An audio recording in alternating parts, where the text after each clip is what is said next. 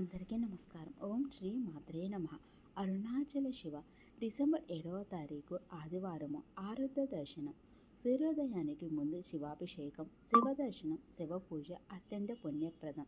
మార్గశీర్ష ఆరుద్ర నక్షత్రంలో శివుడు స్తంభాకారం ధరించి మాఘమాసము కృష్ణ చతుర్దశి రోజుకి అగ్నిస్తంభ రూపానికి వచ్చాడు.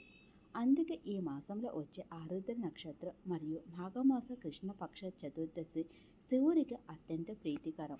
మార్గశీర్షంలో అర్ధ నక్షత్రం రోజున లింగాన్ని లింగభేదం లేకుండా పూజించిన వారు ప్రతి ఒక్కరూ రేపు బ్రాహ్మీ ముహూర్తంలో తప్పకుండా ఇంట్లో శివాభిషేకం కానీ లేదా శివాలయంలో శివాభిషేకం చేయండి.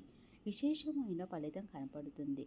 ఇప్పటికీ అయినా ఎవరైనా ఇంట్లో శివలింగం లేకపోతే ఈ రోజు తెచ్చుకొని రేపు బ్రాహ్మీ ముహూర్తంలో శివాభిషేకం చేయండి. శివానుగ్రహాన్ని పొందండి. బొటని వేలు అందే శివలింగం ప్రతి ఒక్కరి ఇంట్లో ఉండాలి.